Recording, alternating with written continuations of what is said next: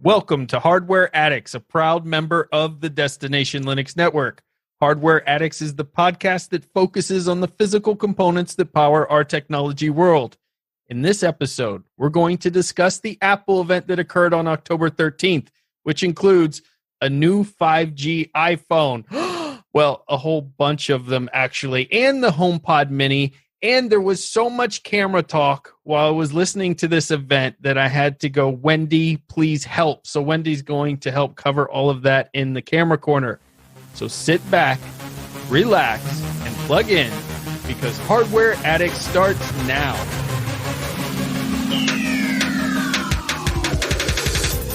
I'm Ryan, your tech guide through the universe, and with me today are my two co-hosts, Wendy, our resident photographer extraordinaire and hardware enthusiast. Wendy, I've never been so excited to have you on the show to help me not look like an idiot during the iPhone camera talk. And Michael, the software sage and hardware Padawan. Let's find out what tech adventures everyone has had first this week. Wendy, did you find some old toys? Oh, yes. So after Michael, my husband listens to the show. That I need to, if I haven't said before, he listens to the show on the regular basis. And he heard Michael talk about all of the amazing consoles that he found 10 years after he left them at his brother's house. Well, I will raise your 10 years by 5 years. These have been at my in-laws for 15 years. And my husband remembered that they were there after the podcast. So we were there this last weekend. And we have a Sega Master. Yeah, Master System. Yes, a Sega Master System and one of the original Ataris. Both come with games. I haven't been able to get them connected to the TV yet to turn them on and play them, but that is one of the goals this coming week, is to make sure there's space for them to stay and to get the kids playing old Sega and old Atari games. That is awesome. I'm really happy to see that your kids get to play the retro stuff, but also it's just really cool.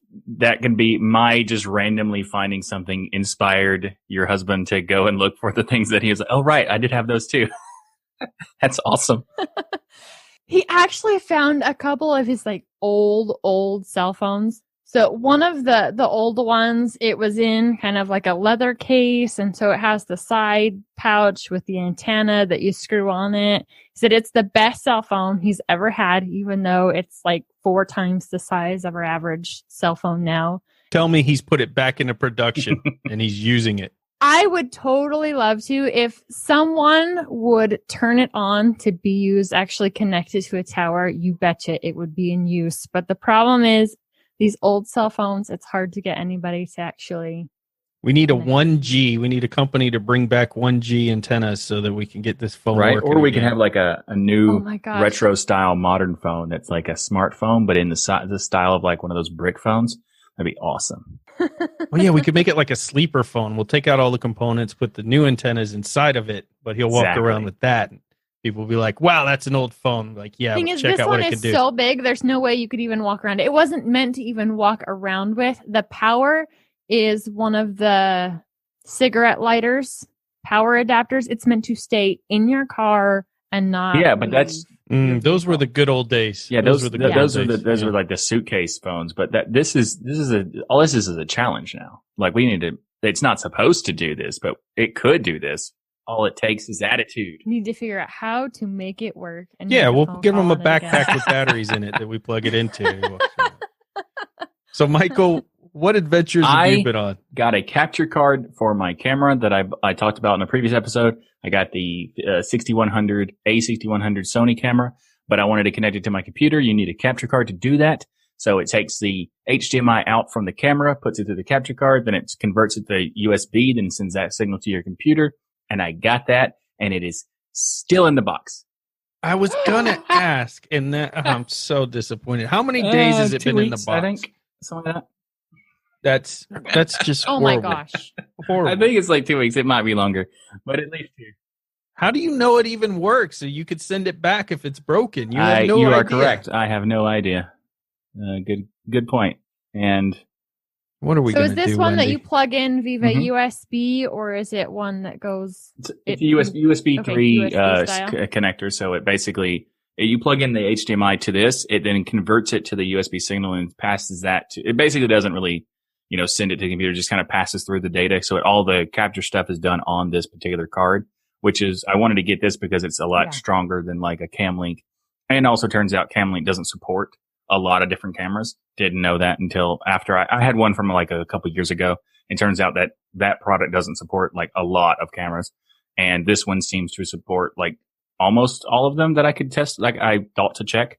And it does support the one I have. So that's fantastic. And I'm looking forward to try it as soon as I take it out of the box. I've really been wanting one of these, so I'm kind of jealous, though. I've been looking at the PCI ones. Oh, yeah, those are probably, those are way faster. better. Yeah, because they're closer. They're not using the USB serial bus kind of thing. And I think it'll probably be better, but this was more of like laziness and efficiency. Yeah, that's it.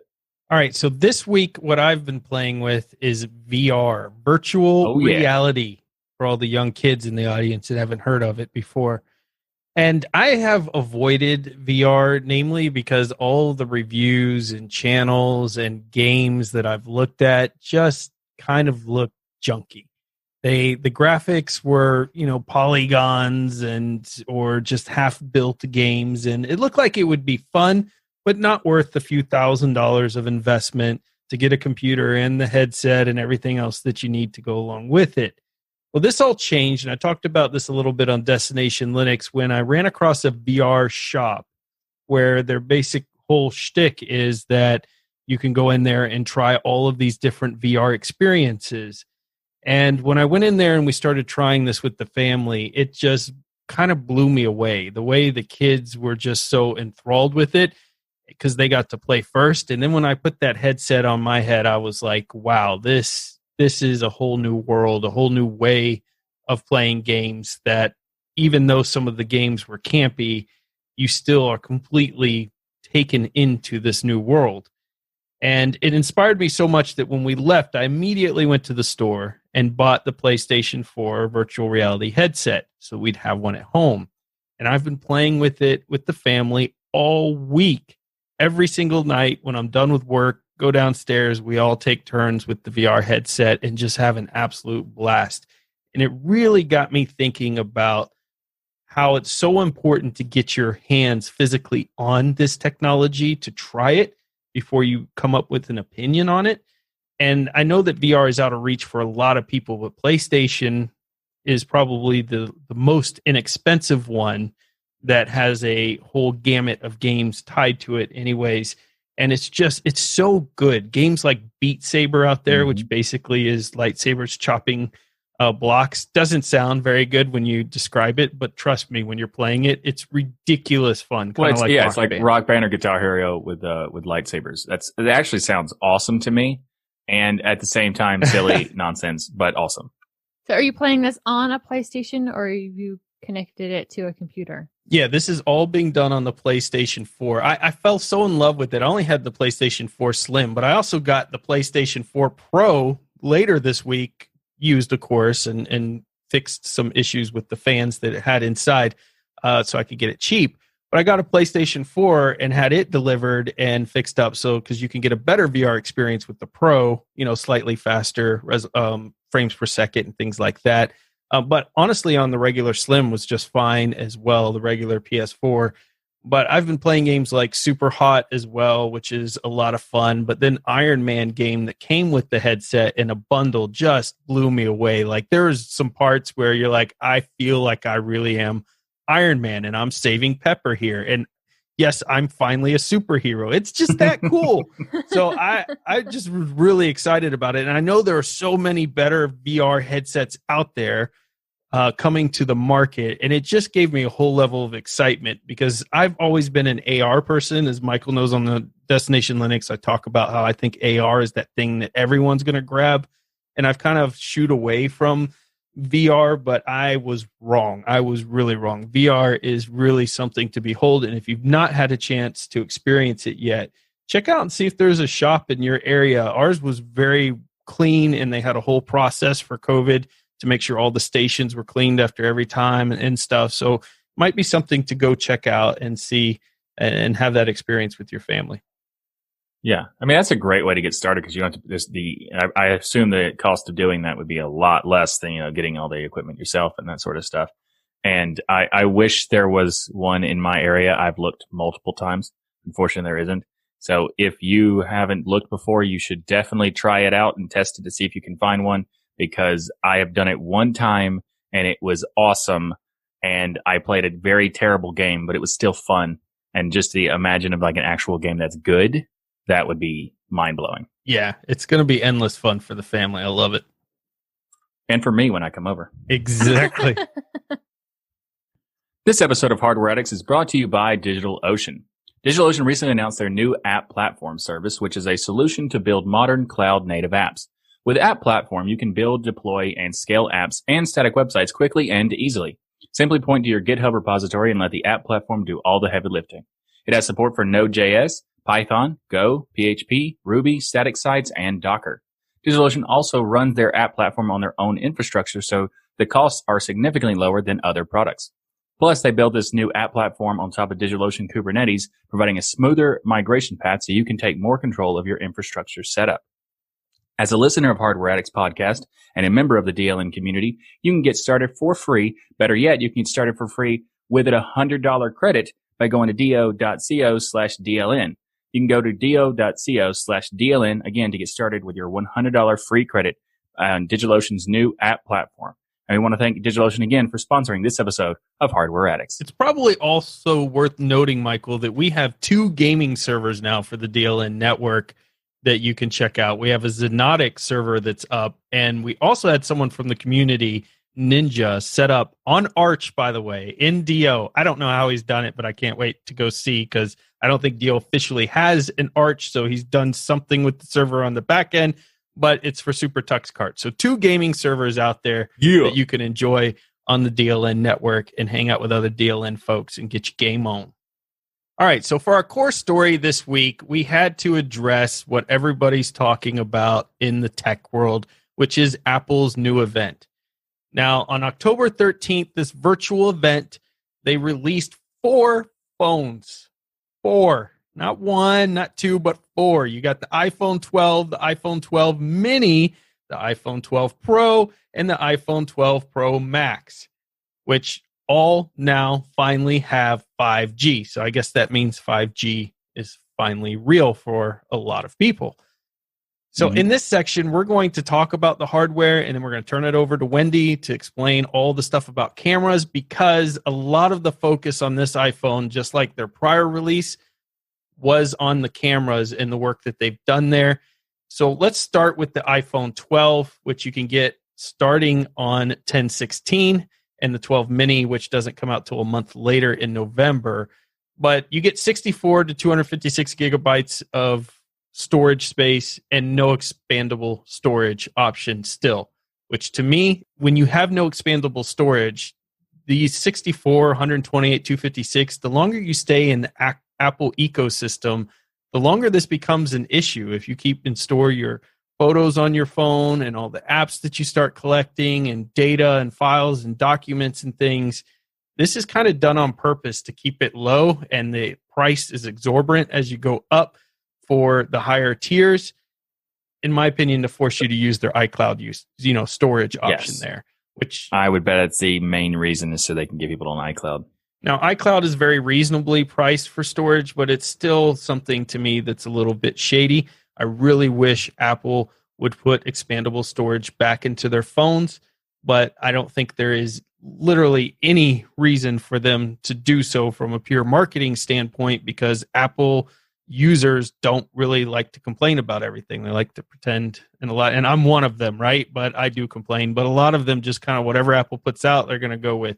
Whatever Apple does is just perfect and it's awesome. That's one of my biggest issues, or has been one of my biggest issues on the hardware side for Apple, is I want expandable storage, because it's not just photos that I have on my phone. And yes, I do use the camera on my phone, but there's a lot of audiobooks and music and other things that I store on there. I don't want that all in the cloud.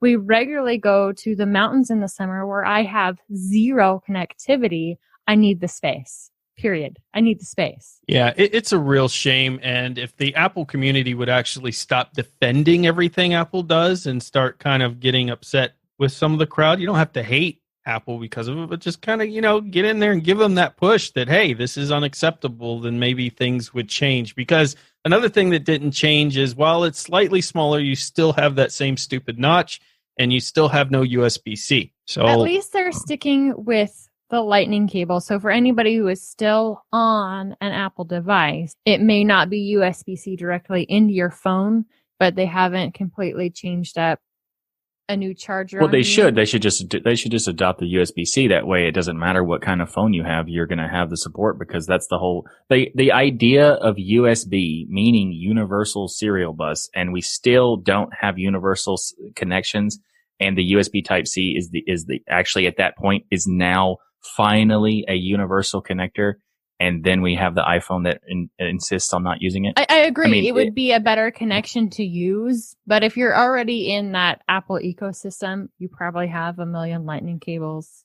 Yeah, but if they're already in the Apple ecosystem, they're already aware of Donglegate and they're just going to buy some more. Yeah, very true. It's a play for Apple. Apple, think about it. You get more money. This is honestly another thing that's really frustrating for a lot of people is you get no earphones anymore in your box and you get no AC adapter to come with the device. So you just get that lightning cable, and they claim that it's for environmental reasons because so many other people, you've already had all these different phones and upgraded. So you already have lightning cables. And you already have the AC adapters. We don't need to make more and throw them in the box. What a great excuse, right?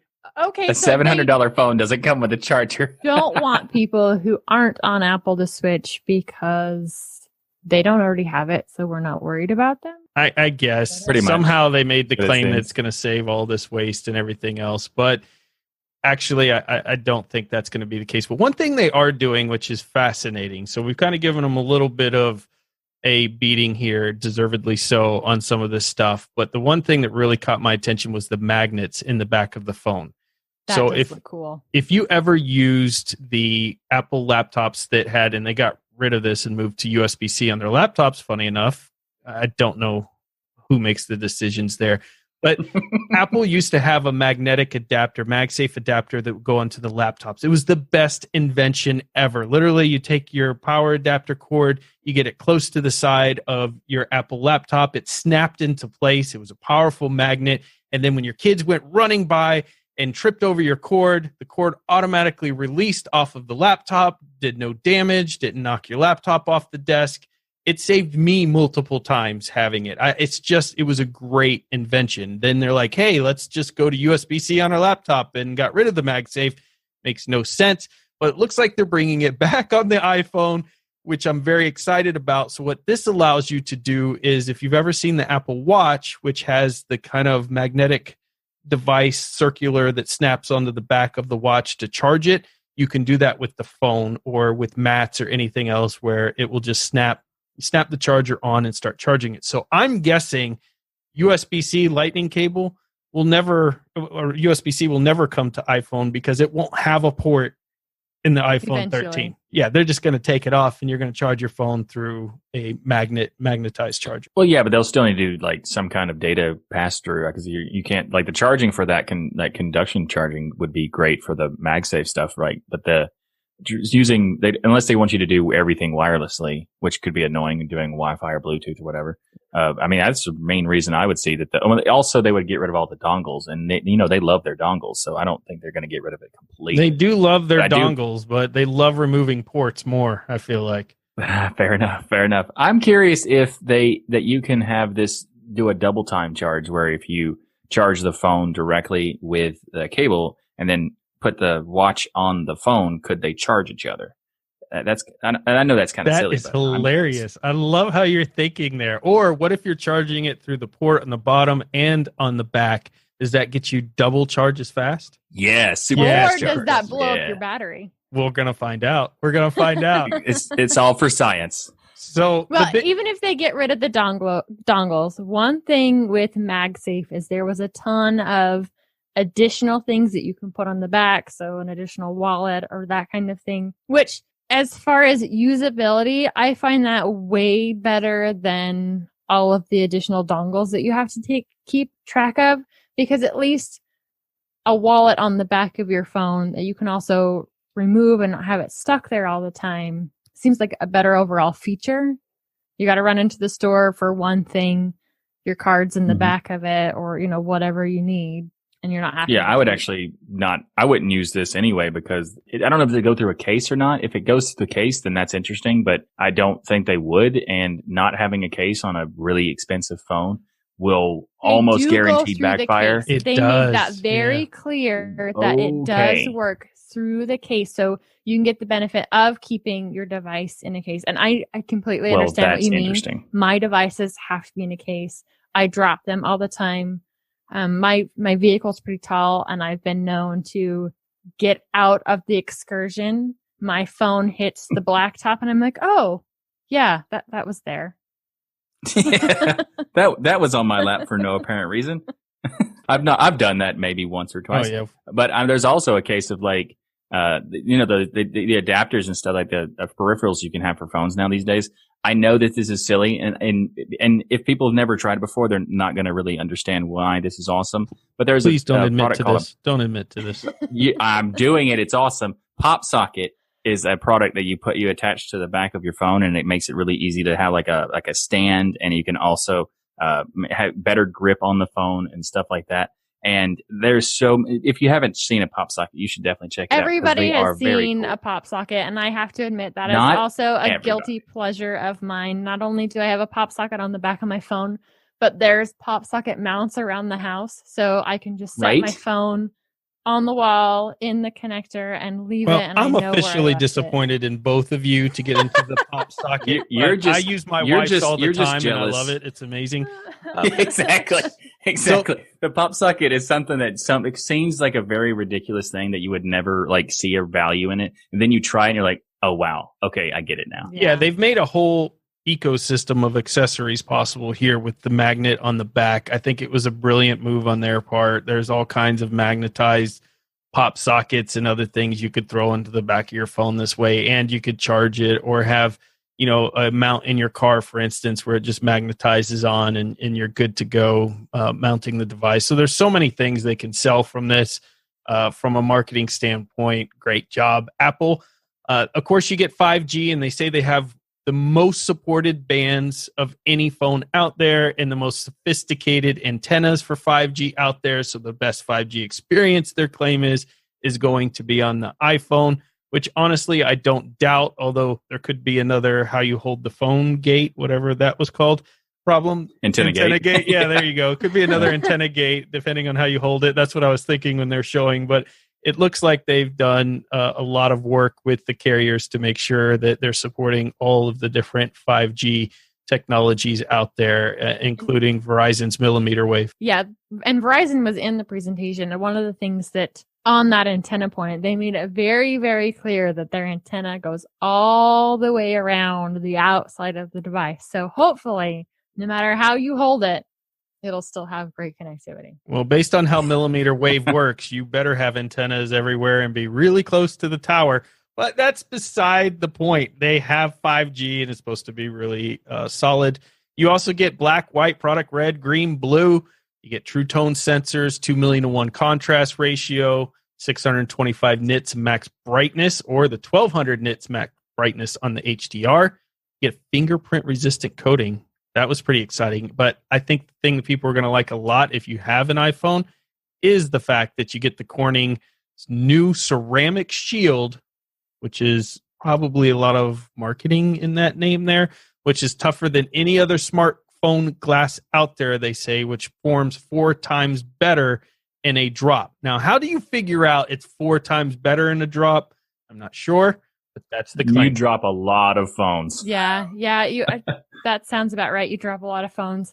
If it can survive 1 year with my husband, I will say that that's a great phone. Right. We need to get them to send one to your husband and say, let's see if this ceramic glass really is as tough as you say it is. Well, and it's not only the ceramic glass. Challenge We're having, the dirt environment that he works in. That's also hard on the electronics and that kind of thing. So I will say that it has great connectivity no matter what. If it has good connectivity with him, because it's the same thing. what I was doing something on the computer last night. He'd come in the room. I couldn't get it to work. He'd leave and it would work just fine. Of course, Right? your husband's Magneto. So he's going to love this phone because it has built-in magnets. Yeah.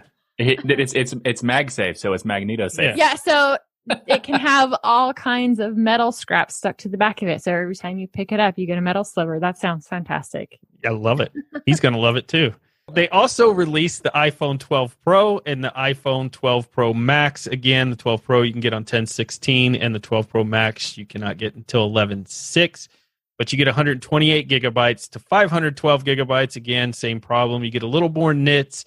They have a wide color P3, which, as my understanding, and Wendy, you can jump in here, the Adobe RGB is kind of the competitor. P3 is very similar, but it all just means you get a better depth of field in your colors. Yeah, there's a little bit of difference.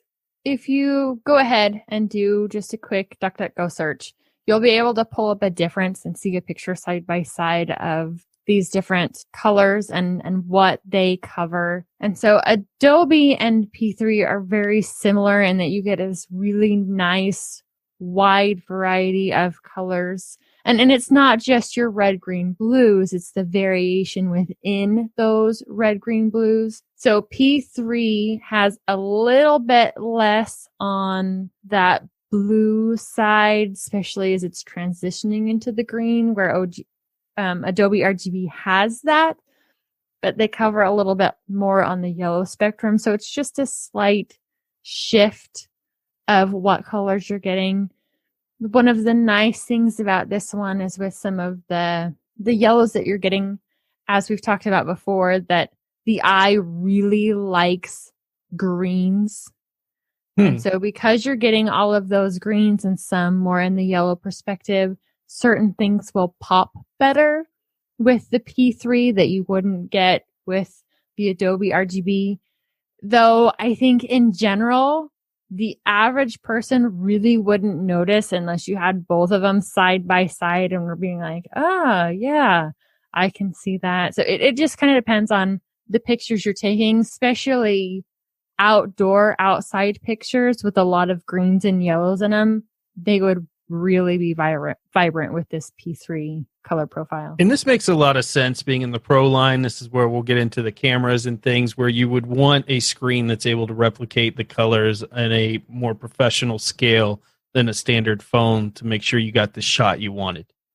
Yeah, because most of them you'll be in the sRGB spectrum, and that's reduced quite a bit in both the blues, greens, yellows, and a little bit of the reds. And one of those things is you're also reducing the variety of skin tones by crunching that down a bit. So you will get more skin tones with the increased yellow spectrum there, but it just kind of depends on what you're wanting. Yeah. Michael, does this intrigue you from a phone standpoint yourself? Because I know you'll use phone for thumbnails, you use phones to take pictures to make, art or different things. Is this something having that replication on your phone matter, or you just care about it on your monitor? I mostly just care about my monitor because I'm going to be making modifications on my computer anyway. So with the phone, it's nice to have it, but it's not a deal breaker either way because I don't expect the phone to have that great of a display anyway to be able to represent it as accurate as possible. Also, it depends on if it has calibration or whatever. Right. Because even if it was really good, what are the odds that it's actually calibrated for that's the right color profile and stuff like that? So it's interesting, but I don't think it's a selling point for me. Well, let me tell you what will be a selling point for you, and that is the A14 Bionic chip inside of it, because this is the first 5-nanometer chipset in a phone. And you had me at Bionic. I know, what a great name. Apple is killing it here. They are just making some really fascinating improvements, and they're competing against themselves. I like the Snapdragon, but it's not even the Snapdragon. It was not even up to the prior two chips, and now you've got the A14. So really, Apple's just sitting here competing against itself. They're packing 11.8 billion transistors in this A14, which, like I said, they're competing against themselves. That's a 40% increase over the A13 that didn't come out that long ago.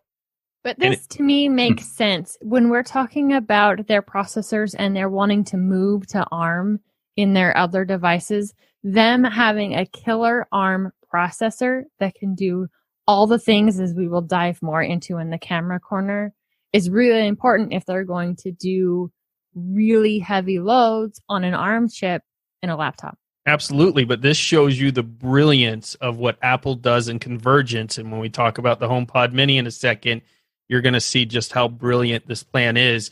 Apple has set out a long-term plan to get everything integrated. And my goodness, watching it come together like this has just been fascinating because they're doing it literally from the silicon up, right? They are building everything from the ground up to make sure everything is talking to each other and able to interact with each other in a seamless way, creating a near perfect ecosystem for those who are Apple fans. This comes with 6-core CPU, 4-core GPU, 50% improvement in CPU speeds. Of course, we'll have to get a hold of one of these to see if that's the case against their predecessor. So, like I said, they're not even putting up specs against Snapdragons and other things, not because they would be scared of the results, but this has all been benchmarked against the A13. We know it was the fastest mobile chip out, and here you are. They've got a new one already out. So I thought it's fascinating that they've got the first 5 nanometer out there. That, of course, by itself is not anything super special other than the fact that now you can pack so many more transistors and other things onto this chip to create that power efficiency and to create that speed.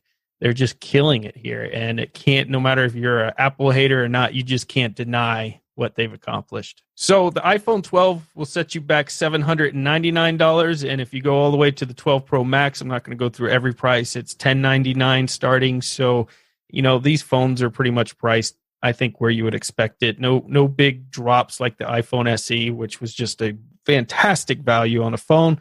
But, you know, they're pretty reasonably priced. At least we didn't see them go up to try to surpass $1,500 or $1,600. They're staying around that $1,000 mark. Yeah, they already jumped the shark on the prices, so they're not going to jump another shark. So that's nice. But also the SE is still a solid phone, isn't it? Like, it's still a decent phone. Still a fantastic phone. The SE is probably one of the best value phones out there, whether you're on Android or iPhone. I think the new iPhone SE is probably one of the best phones all around you can get your hands on. And the 5G thing is a big draw.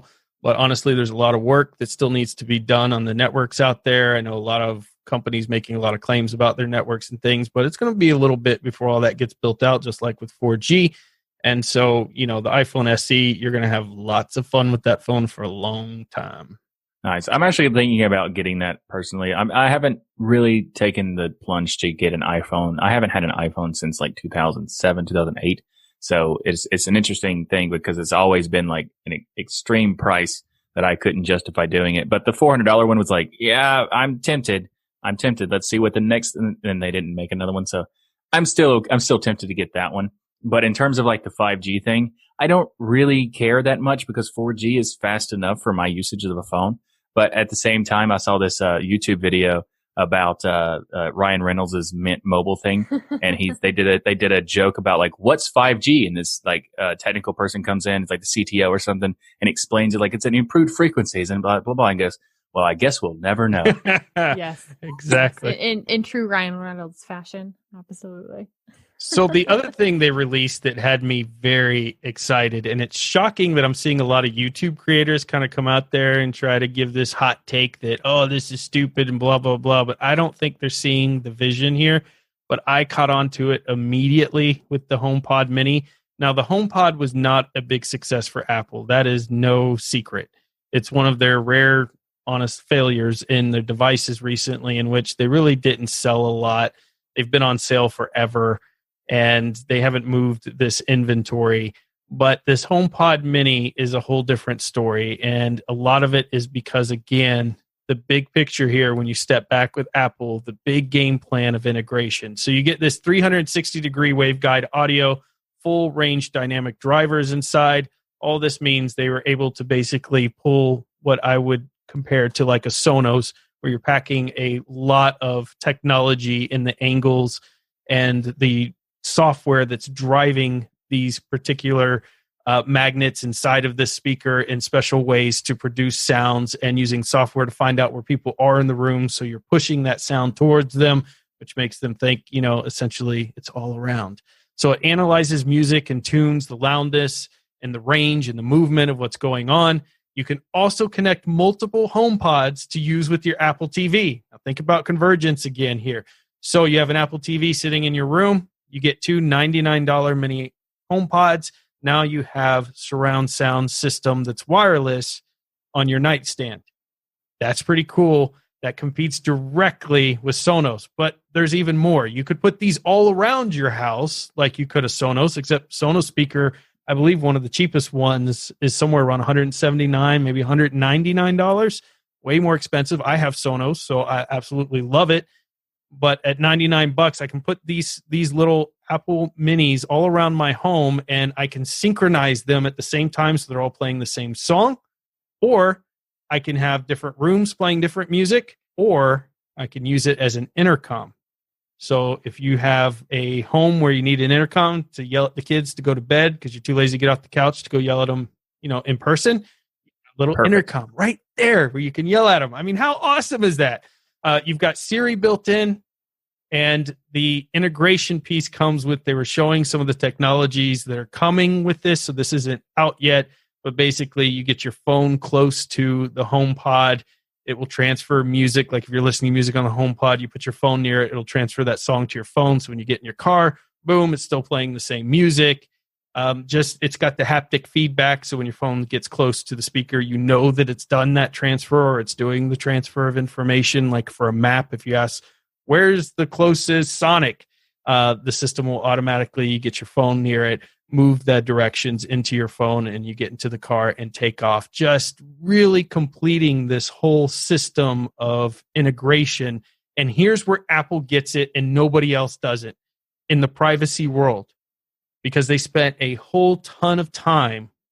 I don't see any of these other companies like Amazon and Google doing, talking about how they focused on making sure you could use this while still keeping your privacy. What's that mean?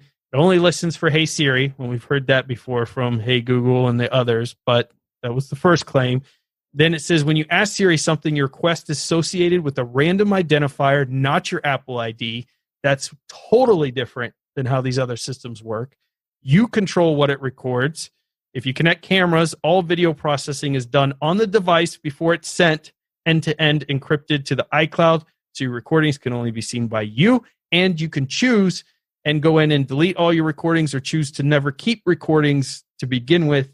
And again, $99, $11.16. I think the HomePod Mini is going to be a huge hit. When it comes to the privacy side of it, I can see how Apple is able to nail that better. Because if you think about Google, overall, they're an ad company. So they want to sell you ads. That is how they make most of their money.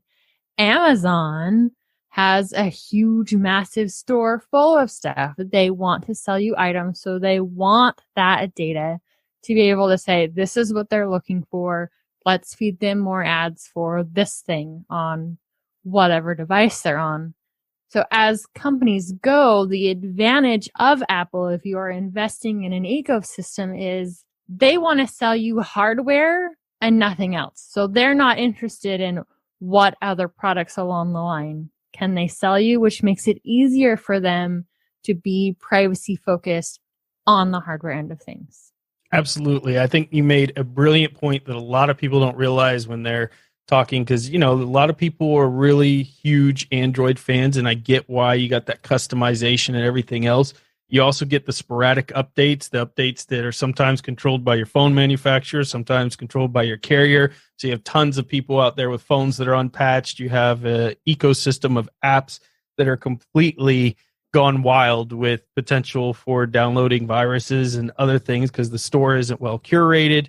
And that's the This risk. is a very interesting list of talking about the quality of stuff, because you're they have lots of customizations and then a bunch of bad stuff. I mean, that's how I feel, though, is that the big thing for people with Android that I hear all the time is, but I get to customize my phone and I could do what I want with it. And yeah, that includes not getting updates, having the wild That's fair. west of the App Store, And also phones that randomly get ads that just Ads pop up whenever and you a open an company application. that behind it that is completely makes most of their profit off of ads. So in contrast, I wish a third player was in place and we had some more options, but Apple's nailing it. They know the market. They're going for that full integration and they're focusing on that privacy that nobody else can really touch on because of how their business model is.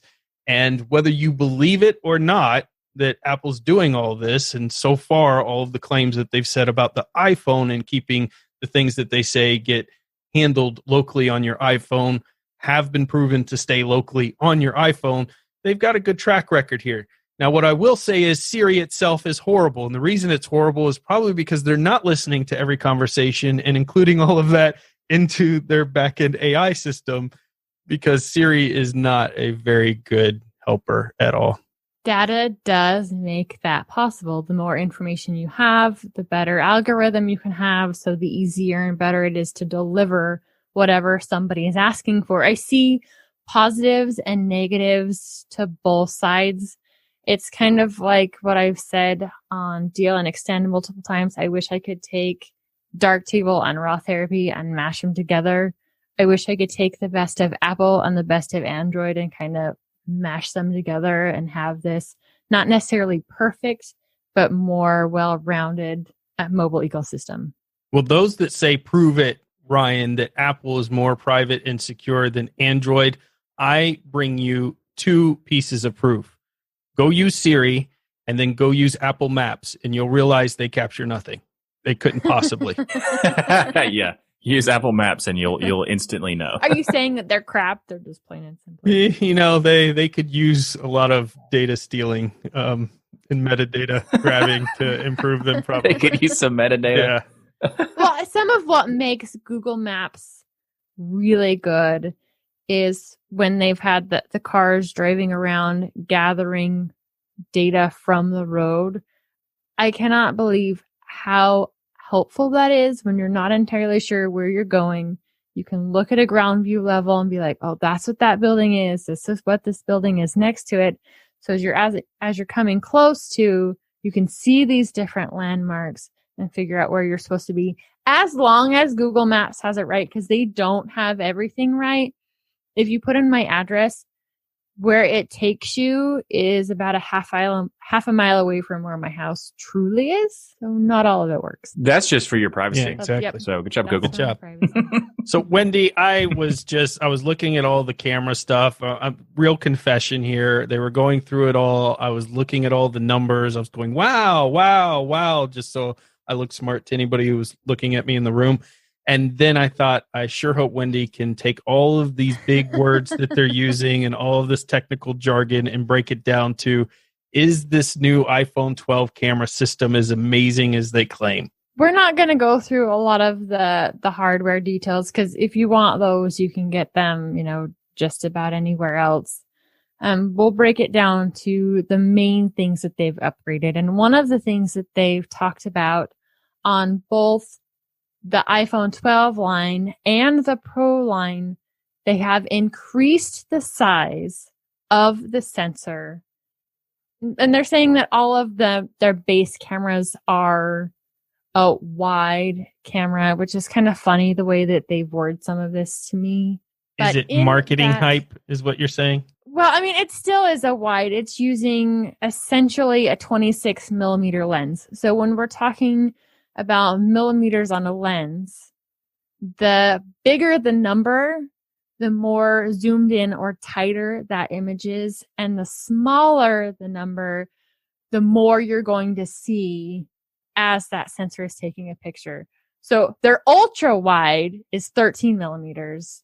The quote unquote wide is 26 millimeters.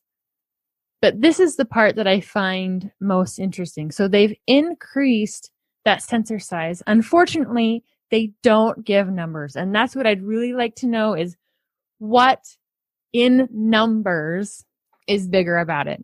But that's a conversation for another day, and I will definitely do some more digging there. But they didn't increase the megapixels. And I know if you've paid attention in past camera corners, it's not all about the number of megapixels. And this was a good move. They Told you, left Michael. it- But megapixels. megapixels. They've left it at 12 megapixels and let those megapixels themselves be larger on this larger sensor. And what does that do?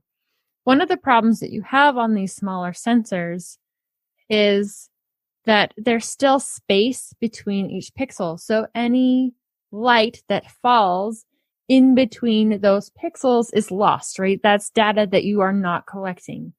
These larger pixels leave more bucket space, more gathering space for that light to hit. So then you have more information to process in the end.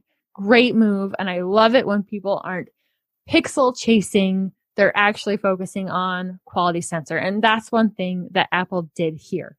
Now, when it comes to processing, most of what was going on in the conversation of these cameras is really inside their chipset, really inside the software part of their phone.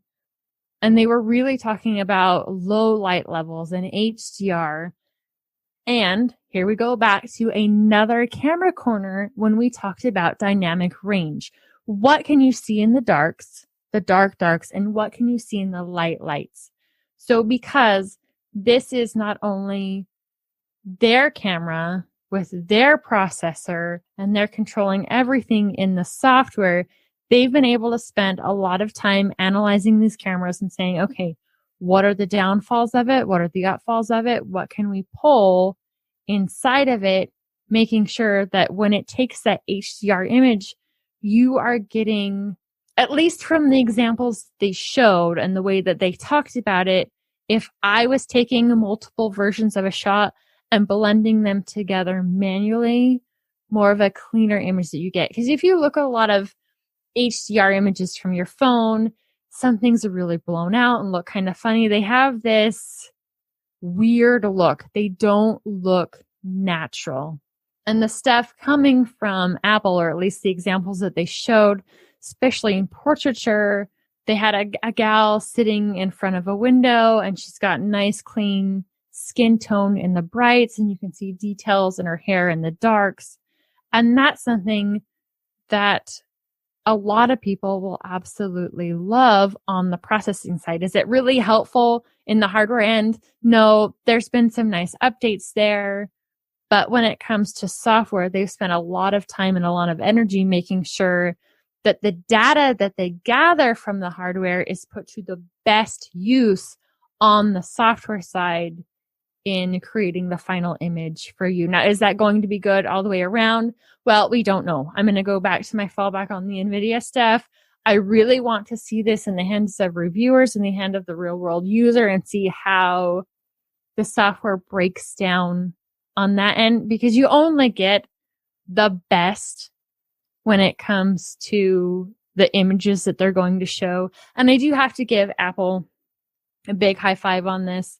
When they were talking on the speeds, the 5G speeds, they made it really clear that the highest speeds that they were getting were in the best possible conditions. And they told you that.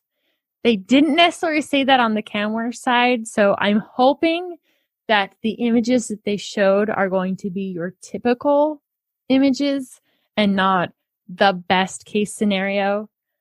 I do have to say that on the Pro line, they do have one more camera on the back. So your quote unquote basic model has two, the wide and the ultra wide.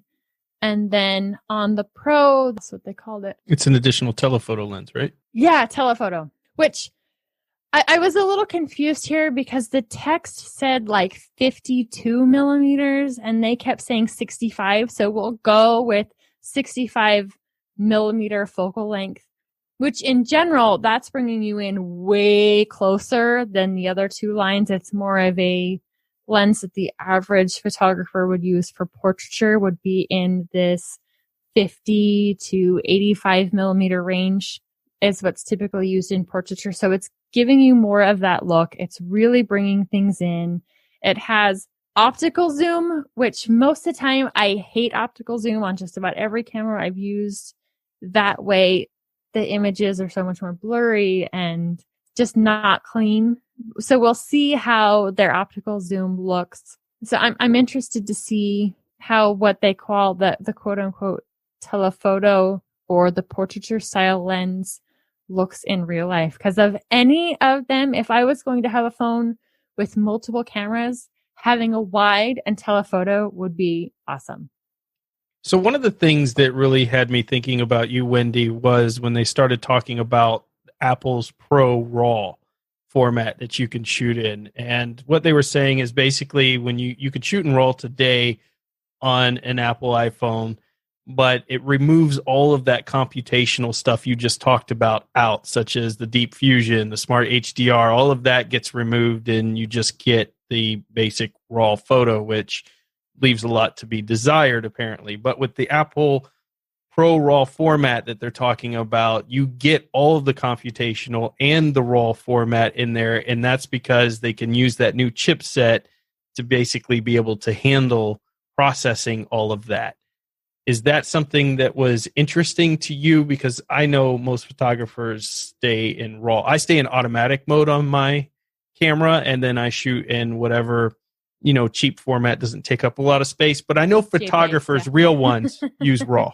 We typically use RAW, and the reason why we typically use RAW is we want more control over the processing of that image. So if you have a JPEG, you're left with the processing that's left, and while you can make some changes, there's really not enough data to make big changes. You can have your real camera set to save a JPEG version and a RAW version of the photo, but as you mentioned, the RAW has any computation stripped out. That's one reason why if you're shooting in RAW on a regular camera, you can shoot so many pictures, so many more pictures at a time because it's faster for it to save. It is not taking the time to process the data and then saving a compressed version of it.